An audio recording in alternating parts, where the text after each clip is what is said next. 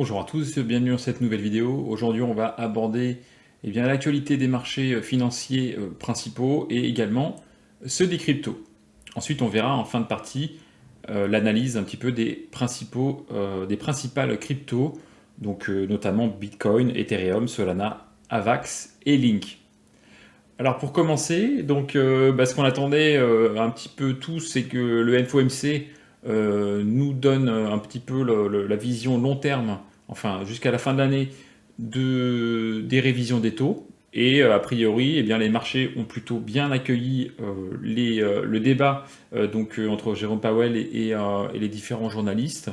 Et donc on sait que voilà, on va baisser deux fois deux, trois fois les taux jusqu'à la fin de l'année, ce qui va être plutôt optimiste hein, vis-à-vis des marchés. La problématique, c'est évidemment de pouvoir baisser les taux en même temps que l'on maintient une inflation basse.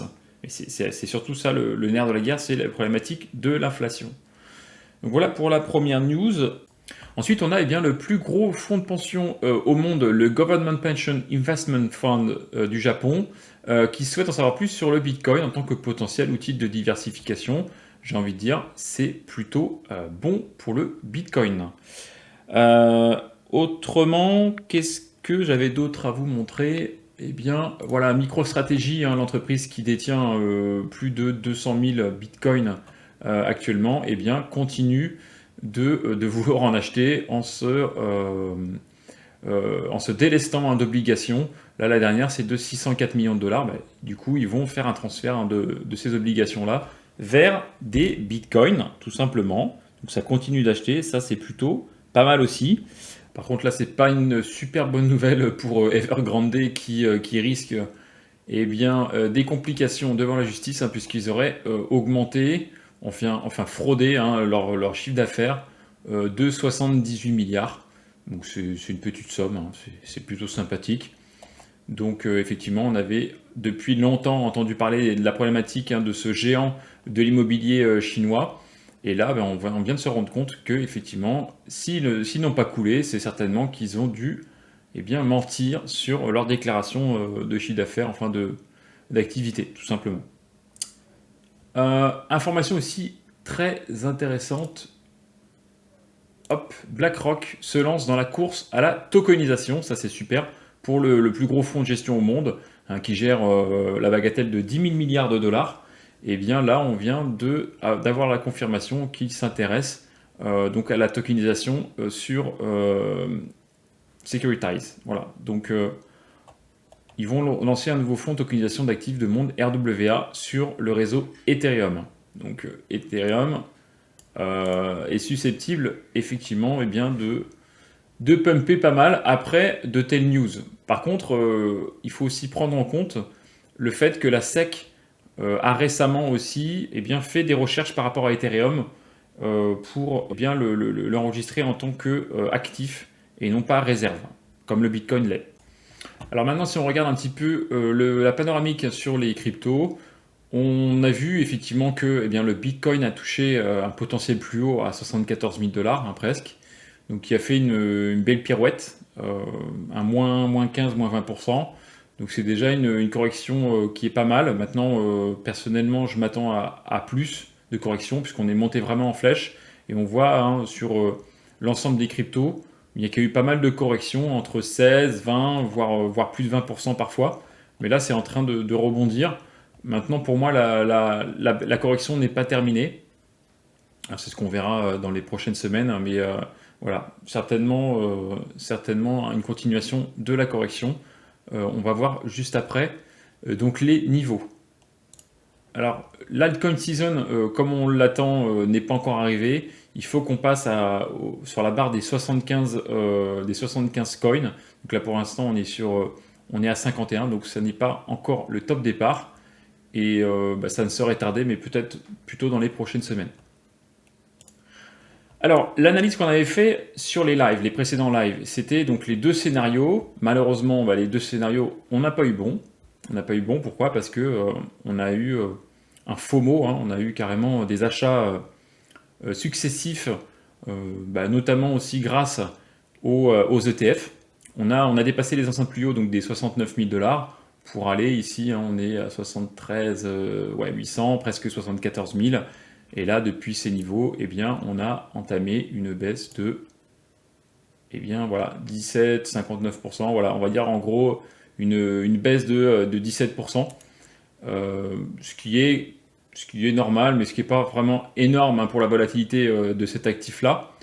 Donc personnellement, moi je vois une correction plutôt pour arriver soit au sommet de ce range, soit carrément aller taper à l'intérieur. Donc là par contre ça nous ferait une belle correction de je crois 40%, ouais, jusqu'à 40% de baisse possible pour repartir plus sainement et pour aller chercher pas mal de liquidités. Et donc il y aurait des prises de bénéfices évidemment depuis ces niveaux-là. Alors ensuite, alors, il ne faut pas que j'oublie le plus important, la projection sur le Bitcoin, on l'a dit, mais on va le répéter. Hop, donc projection du Bitcoin, une fois qu'on aura tapé dans cette zone-là, ensuite on aura un premier palier vers les 100 000 $, donc 102 000 $, et on aura également un deuxième palier à 156 600 $, donc pas une mince affaire pour aller jusque-là. Ça nous fait une capitalisation de x2 par rapport à aujourd'hui, donc aux alentours de 2500-2600 milliards de dollars. Donc on a encore du chemin. Ça voudrait dire aussi, évidemment, que les altcoins fassent un x2, x3, x4, x5, voire x10, ceux du top 20. Donc ça nous laisse assez rêveurs, et c'est tout ce qu'on peut espérer.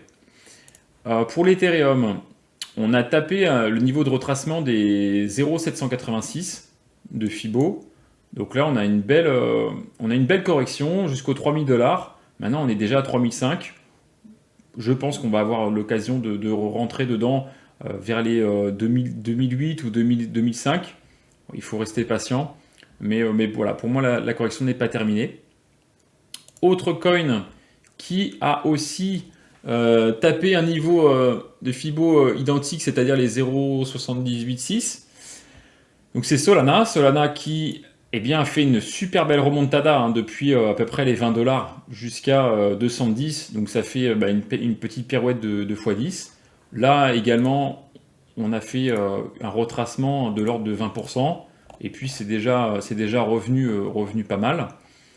Donc pareil, j'imagine qu'on va continuer de corriger entre la zone des 100, 150. On peut aller espérer avoir une correction de cette ampleur-là. Maintenant Avax, donc Avax qui n'a pas performé autant que ses prédécesseurs ETH et Solana. On s'est arrêté à la zone des 0,382. Donc on a encore pas mal de chemin. Si le coin retrace aussi, ce qu'il a beaucoup de chances de faire, eh bien on va pouvoir recharger et puis espérer certainement casser l'ancien plus haut. Donc ça fait une super belle perf, notamment si on arrive à rentrer vers les 40 $. Ça nous fait concrètement, ça nous fait combien de pourcents déjà? Si on va à l'ATH, si on va à l'ancien plus haut, on est à 260%. Donc c'est quand même énorme. Ensuite, on a Link, exactement comme Avax, qui s'est arrêté au 0,382, donc qui a fait ensuite une correction. On peut s'attendre à ce qu'on corrige encore plus bas, vers les 14 centimes, voire peut-être un peu plus bas. Ça serait déjà pas mal. Ça nous ferait une correction de déjà 35-36%. Je pense que c'est pas mal d'aller essayer de taper les 15 $. D'accord? Donc ça, c'est des niveaux intéressants. On a une superbe accumulation ici. On a commencé à la tendance haussière. Maintenant, si on a une correction et que ça rebondit, ça sera plutôt sympa. Pour terminer cette vidéo, je rappelle que le Bitcoin Halving est à 27 jours, 14h52 minutes et 51 secondes au moment où je le dis. Donc il va falloir s'attendre à une belle explosion des marchés, mais peut-être avec une correction avant cela. C'est un petit peu mon scénario. On est monté un peu trop vite sur le Bitcoin et sur le marché en global. Donc à un moment donné, on va avoir forcément un contre-coup. Et ce contre-coup n'a pas eu lieu de manière assez significative, hein, puisqu'on a eu 15-20% de retracement et je pense que le marché va retracer davantage. Je vous remercie d'avoir regardé cette vidéo jusqu'ici et je vous souhaite bon trade et je vous dis à la prochaine.